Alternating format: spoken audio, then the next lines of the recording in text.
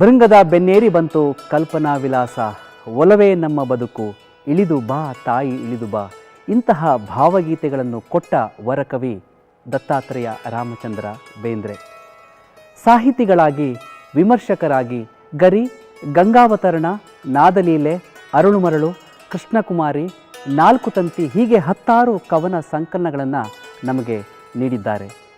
ಕೇಂದ್ರ ಸಾಹಿತ್ಯ ಅಕಾಡೆಮಿಯ ಪುರಸ್ಕಾರ, ಜ್ಞಾನಪೀಠ ಪ್ರಶಸ್ತಿ, ಪದ್ಮಶ್ರೀ ಪ್ರಶಸ್ತಿ ಹಾಗೂ ಗೌರವ ಡಾಕ್ಟರೇಟ್ ಪ್ರಶಸ್ತಿಗಳು ಇವರಿಗೆ ಲಭಿಸಿವೆ.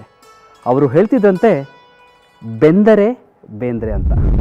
ಭೂಮಿ ತಾಯಿಯ ಮೈಯ ಹಿಡಿ ಮಣ್ಣ ಗುಡಿಗಟ್ಟಿ ನಿಂತಂಥ ಮೂರ್ತಿನ, ಭರತ ಮಾತೆಯ ಕೋಟಿ ಕಾರ್ತಿಕೋತ್ಸವದಲ್ಲಿ ಮಿನುಗುತಿಯ ಜ್ಯೋತಿ ನಾನು, ಕನ್ನಡದ ತಾಯಿ ತಾವರೆಯ ಪರಿಮಳ ಉಂಡು ಬೀಳುತಿಯ ಗಾಳಿ ನಾನು, ನನ್ನ ತಾಯಿಯ ಹಾಲು ನೆತ್ತರವ ಕುಡಿದಂಥ ಜೀವಂತ ಮಮತೆ ನಾನು, ಈ 5 ಹೃದಯರೇ ಪಂಚ ಪ್ರಾಣಗಳಾಗಿ ಈ ಜೀವ ದೇಹ ನಿಹನು.